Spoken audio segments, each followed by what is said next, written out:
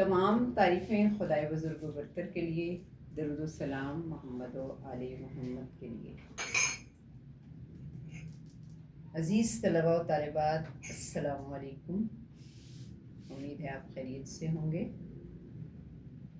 ساری تعریف اس اللہ کے لیے ہے جس کی مدحت بولنے والوں کے تکلم کی رسائی سے ممکن نہیں۔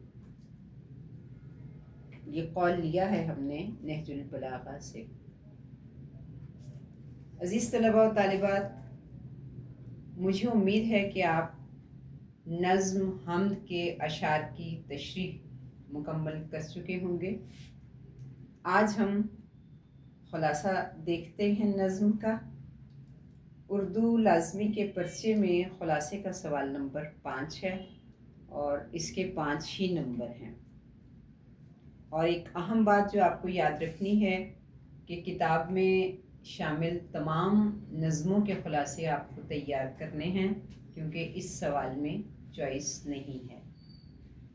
کوئی کسی بھی ایک نظم کا خلاصہ آپ کے لیے پیپر میں آ سکتا ہے۔ خلاصہ لکھنے کے لیے اہم ہدایات جن کا یاد رکھنا بہت ضروری ہے، آئیے دیکھتے ہیں۔ نمبر 1، خلاصے میں صرف نظم کا مفہوم لکھیں، یعنی ہمیں مفہوم سے باہر نہیں نکلنا۔ نمبر 2، اضافی جملے یا حوالہ جات نہ لکھیں۔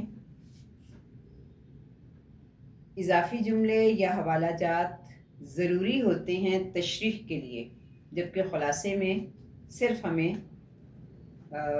ٹو دا پوائنٹ بات کرنی ہوتی ہے جو نظم میں دیا گیا ہے اس کے مطابق۔ اور تیسری اور آخری بات جو آپ نے یاد رکھنی ہے وہ یہ ہے کہ نظم کا خلاصہ صرف ایک اقتباس یا پیراگراف بنا کر لکھیے۔ اور آئیے اب ہم چلتے ہیں نظم کے خلاصے کی جانب۔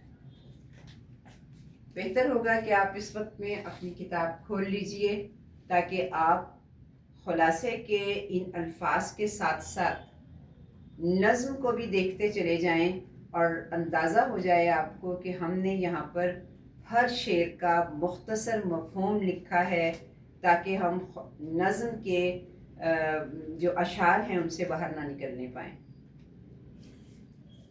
دیکھیے، پروردگار عالم کا نظام کائنات میں سب کی رہنمائی کر رہا ہے۔ اس کی ذات ہمیشہ رہنے والی ہے۔ ہر شے اسی کے جلال و جمال کی مظہر ہے اور اسی کی گواہی دے رہی ہے، اسی کی تعریف کر رہی ہے۔ وہ ہر شے میں پوشیدہ بھی ہے اور ظاہر بھی۔ اس کی عظمت اہل عشق کے دلوں میں ہنگامہ برپا کیے ہے۔ شاعر اسی کی یاد میں شعلہ نوا ہے۔ عزیز طلباء و طالبات، یہ تھا حمد کا خلاصہ۔ انشاءاللہ اگلی نظم کے ساتھ ہم پھر دوبارہ ملیں گے۔ خدا حافظ۔